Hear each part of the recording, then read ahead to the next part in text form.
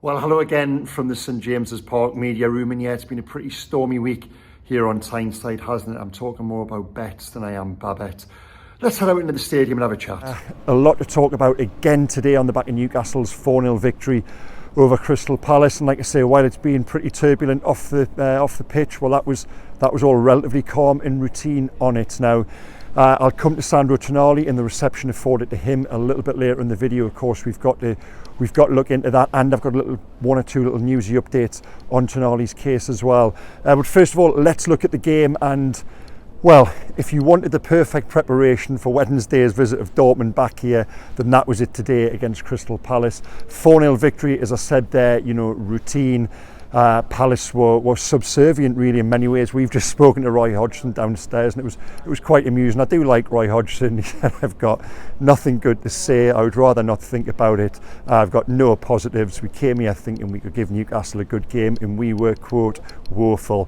And I agree with every word of that, to be honest with you. Yeah. As good as Newcastle were, Palace were terrible, but Newcastle can do that at teams. I've made mention of that in my Mail on Sunday match report. Links again in the description below. Newcastle were so good, and we say Palace were poor. Well, Newcastle put 4 past Paris Saint-Germain here a couple of weeks ago, and they were as good today, really, without having to be at their very, very best. But just from the word go, and they led after 4. We'll just go over the goals. They led after 4 minutes.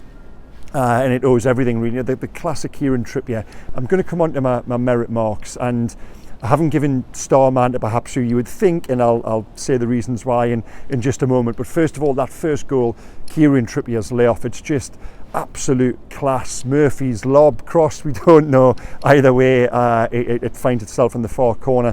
That's 1-0. And from that moment on, really, you didn't even need the second goal to know that Newcastle were going to win this game. I just thought it was a performance that almost defined dominance. I thought they were just tremendous, the way and those little patterns, and it all came down Newcastle's right hand side. Trippier, Murphy and Longstaff, that triumvirate, and they caused so many problems for, don't forget, Tyrek Mitchell and Mark Guy. They're 2 England internationals, and Newcastle just tore them apart. It really was. I said to Steve Harmison afterwards, I said to some of their colleagues, when you're sat in that press box there and Newcastle are attacking down the right hand side, it was a pleasure to watch it. It was right in front of us, that link up play between, like I say, Longstaff, Trippier, Murphy. It was sensational. And I made the point, they're up against good players, up against England internationals, as much as Palace weren't at it. So that set the tone from the very off.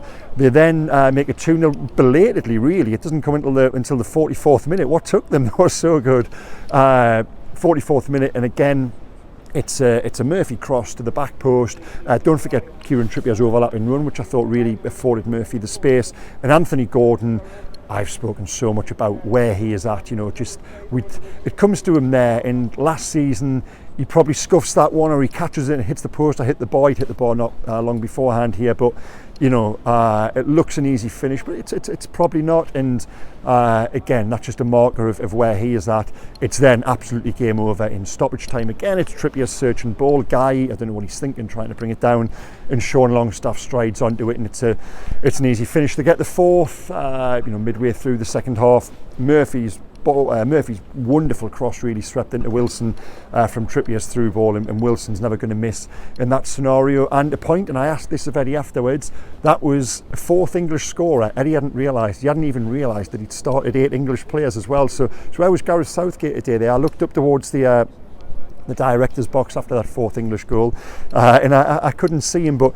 it just shows you that core that the team have got there. And of those 8 Englishmen in the team, would all 8 have a shout of international honours? Well, of course, there are probably 1 or 2 names in there who the chance has perhaps gone, but and I'm thinking there maybe Jamal Lascelles and Jacob Murphy, but again, they were among the 2 very best of Newcastle's performers today. Lascelles is up against Matete, who straight away, we say we've got a good vantage there from the press box. He is absolutely huge, so imposing. I didn't quite realise, but Lascelles dealt with that.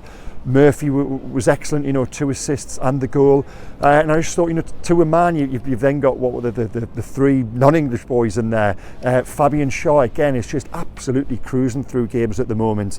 Real class. And Fabian Schär's right boot is the source of so much of what Newcastle build, those crossfield balls that he plays. Bruno Guimaraes, again, another fantastic game. I thought he grew into the match and showed his class, his good form. Continues, and the third non-Englishman was Joe Linton, who I thought of all the players, Joe Linton, first game back after injury, looked a little bit rusty with his distribution at times, but take nothing away from that. He needed that game, and that again would have done him the world of good. So up into 5th in the table now, 5 games unbeaten, 5 points off top. I use this phrase all the time now, they're just in such a good place on the pitch. And that brings me onto my merit stars, my Daily Mail merit stars, and I'll put them on screen now and don't all shout back at once that I've missed the obvious, but the 3 goes to Kieran Trippier, and it was of course an absolute toss-up between Trippier and Murphy, because Murphy's got the goal, he's got the 2 assists, and Eddie Howe's admitted afterwards there, he is the unsung hero really. I thought for him to come in, the one slight surprise selection, not only is he just not letting people down now, that old tired cliche, he doesn't let anyone down, does he? He goes above and beyond that now, and he's actually he's probably 9 out of 10 reporters star man. I'm the only one who's different after that one. But why did I give it to Trippier? Well, I think I said Ware just sat there, and I mentioned Steve Harmison there before. I had a couple of minutes chat with him afterwards. He's working for radio, and we just said it's a pleasure to watch him. He is Newcastle's one, for me. I think he's elite. I think he's a slight level above everybody else, and there's a few who do get close to him, Bruno, Isaac, they are top players, but for me I just think Trippier from the off just set the tone for the performance. Not only is it what he does technically, physically, how many times did he thunder through challenges, and he just is it at 32, 33, playing, and I say this again and again, just the absolute if he's played better football than that in his career at any time, where I'd love to go back and watch the videos and the DVDs, because he is just sensational right now at the moment. 3 stars for Trippier, 2 for Murphy. How can it not be, for all the reasons I've just outlined? And the 1 star, well, there's a few candidates for this. Lascelles, Bruno, Longstaff, Gordon. I'm going to go Sean Longstaff. I just think for his goal and for that continuation of what he is bringing to the team. I thought he had a little bit of a sticky start, but again, like Bruno, grew into the match. And when he's there now, we use that talk of cliches, first name on the team sheet, but is any player Trippier apart making a bigger difference on the team right now than Longstaff? I would argue perhaps not. And the reason I nudged him into that 1 star was just in case Gareth was watching, really, because he is the one who I think out of that non-capped English group who Newcastle have got is the one who really, for me, even a little bit ahead of Gordon at the moment, is the one for me who should be pushing for international honours. Anthony Gordon plays in a position where you've got Foden, you've got Saka, you've got Grealish, you've got others. I understand why he might have to wait. But I look at England's midfield and think, well, no, Sean Longstaff should be in there. I've used this term before. My mates who watch these videos said, you've coined the phrase there, they should use it on Football Manager as one of the roles, he's the facilitator. He is the one who allows others to go and play their game. Well, I'm sorry, he's actually gone beyond that now. He's no longer just the facilitator, the enabler. He's scoring goals himself. He's making the difference. He's picking those passes. So for me, Sean Longstaff, pretty effusive for a guy who's only got 1 star, but no, that 1 star is precious. But yeah, the 3 to Trippier as well, and 2 people who helped persuade me. I spoke to John Anderson just down there in the press room afterwards, and John Anderson knows a thing or two about right backs, and he agreed with me. I was sat doing my merit marks for the Mail on Sunday. I said, I don't know, who do I give the 9 to? Is it Murphy or is it Trippier? And John said he thought it was Kieran Trippier. So that did sway it, as did my conversation. As you watched the video yesterday, I was out in Calais this week, and I grabbed a quick chat with Mathieu Debuchy before the game.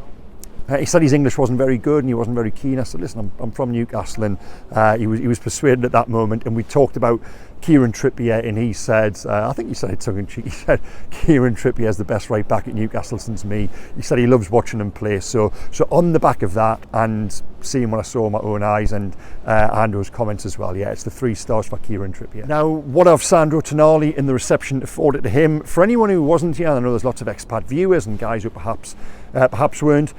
It was a brilliant reception. It was everything Eddie Howe asked for on the eve of the game, when we were firing over 30 questions to him in the press conference on Friday up at the training ground. He did say he wanted the supporters to show love for the Italian, and wow, they did. You know, it was I think it showed the supporters in a really, really good light, and that sort of thing. And this goes, there's bigger picture stuff here, which I've always said in terms of, you know, the squad photo in the dressing room and the war flags. I just think it sends a message globally as to what's happening at this football club in the isolation of the stadium. You know, I know there's other subjects with regards to the ownership, but you know, the isolation of the football story, what's happening in the stadium between supporters, players, dressing room, you know, British-based owners, the impact they've made.